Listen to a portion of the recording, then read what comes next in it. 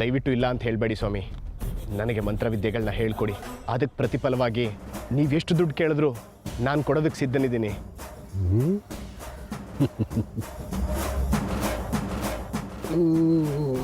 ಎಷ್ಟು ದುಡ್ಡು ಕೊಡ್ತೀಯಾ?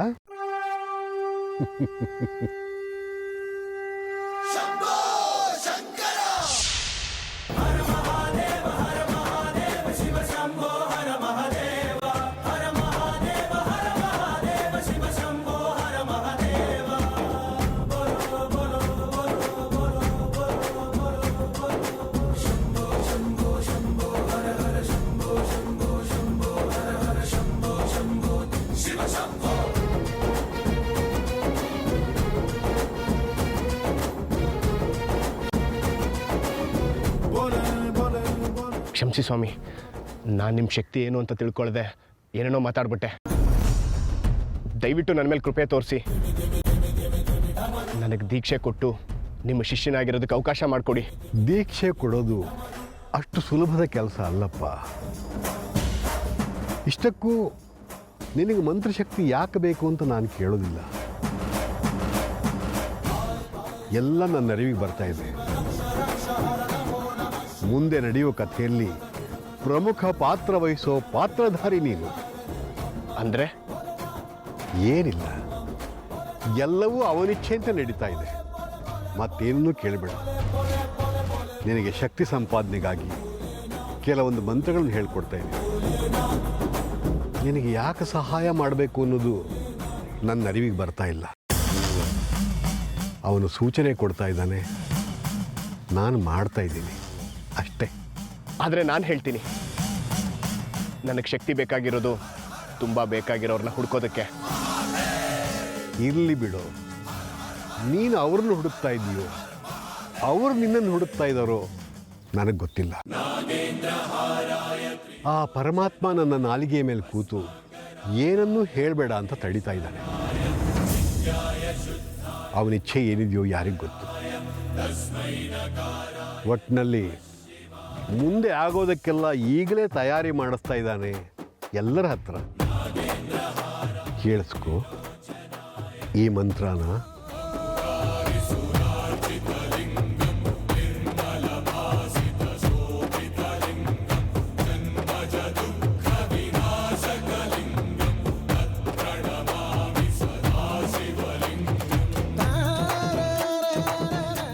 ನಾನು ಹೇಳಿದ ಹಾಗೆ ಮಾಡು, ಎಲ್ಲ ಒಳ್ಳೆಯದಾಗುತ್ತೆ. ಹೋಗಿ ಬಾ. ನೀವು ನನಗೆ ಸಿಕ್ಕಿದ್ದು ನನ್ನ ಪುಣ್ಯ. ನಾನು ಮತ್ತೆ ಬಂದು ನಿಮ್ಮನ್ನು ಕಾಣ್ತೀನಿ ಸ್ವಾಮಿ.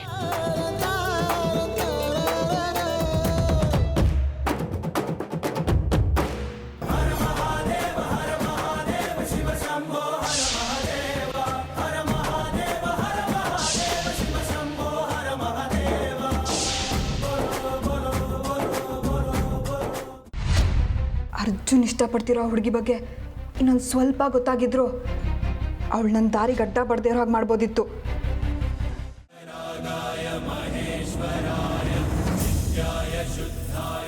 ಅಮೃತ, ಬಂದಿಯ ಮಗಳೇ. ನೀ ಬರ್ತೀಯ ಅಂತ ನನಗೆ ಗೊತ್ತಿತ್ತು. ಹೇಳಮ್ಮ, ಏನು ನಿನ್ನ ಸಮಸ್ಯೆ? ನನ್ನ ಸಮಸ್ಯೆ ಏನು ಅಂತ ಕೇಳ್ತಿದ್ದೀರಾ ಸ್ವಾಮಿ?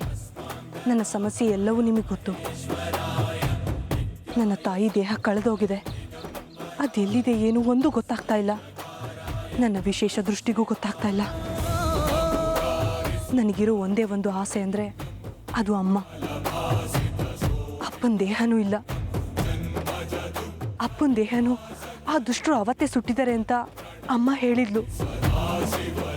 ದಯವಿಟ್ಟು ಅಮ್ಮನ ದೇಹ ಎಲ್ಲಿದೆ ಅಂತ ಸುಳಿವು ಕೊಡಿ ನನಗೆ.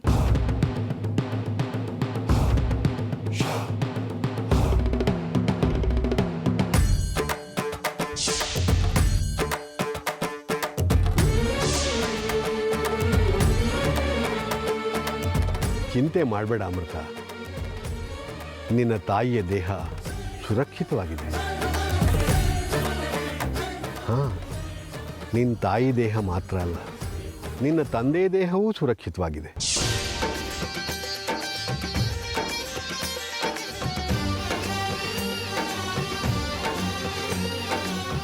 ಸ್ವಾಮಿ, ಅಪ್ಪನ ದೇಹ ಇನ್ನೂ ಹಾಗೆ ಇದೆಯಾ?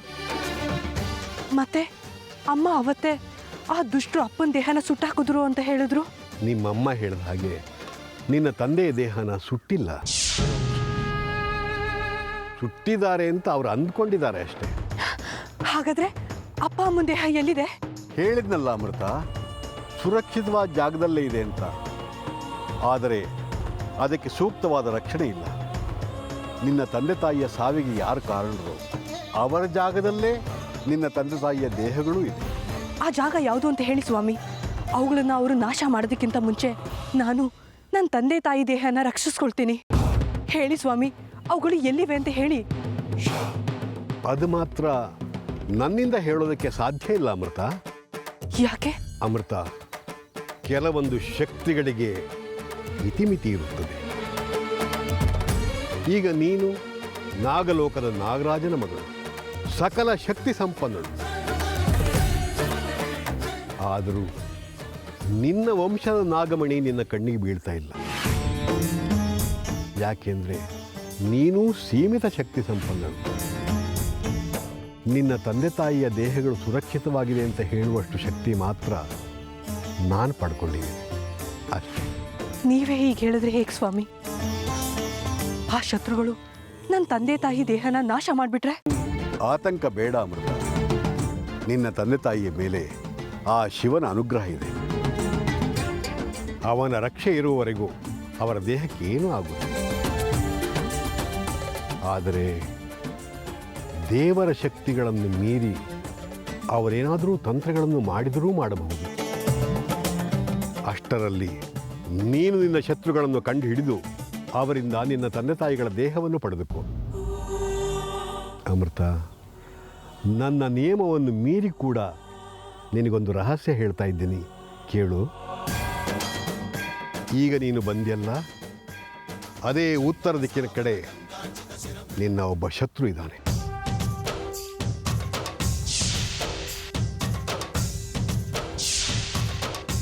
ನಿನಗೆ ಸಾಧ್ಯವಾದರೆ ನೀನು ಅವನನ್ನು ಹುಡುಕಿ ನಿನ್ನ ಸೇಡನ್ನು ತೀರಿಸ್ಕೋ.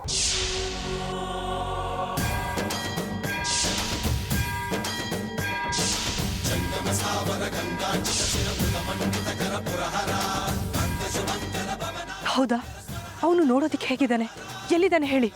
ಅಮೃತ, ಅದನ್ನು ಹೇಳೋದಕ್ಕೆ ನನ್ನಿಂದ ಸಾಧ್ಯ ಇಲ್ಲ. ಇಷ್ಟನ್ನು ಮಾತ್ರ ನಾನು ನಿನಗೆ ಹೇಳಬಲ್ಲೆ. ಆಯ್ತು ಸ್ವಾಮಿ, ನನ್ನ ಶತ್ರು ಇರೋ ದಿಕ್ಕನ್ನ ತೋರಿಸಿದ್ದೀರಾ, ಅಷ್ಟು ಸಾಕು. ಅವನೆಲ್ಲೇ ಇದ್ರೂ ಹುಡುಕಿ ಸೇಡ್ ತೀರಿಸ್ಕೊತೀನಿ.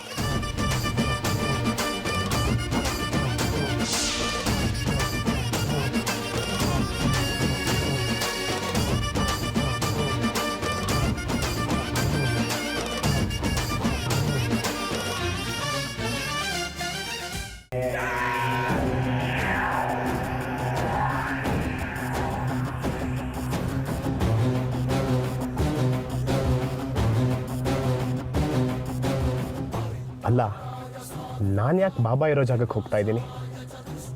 ಬಾಬಾ ಹತ್ರ ಕ್ಷಮೆ ಕೇಳಬೇಕಾ? ಇಲ್ಲ, ನಾನೇನು ತಪ್ಪು ಮಾಡಿಲ್ಲ.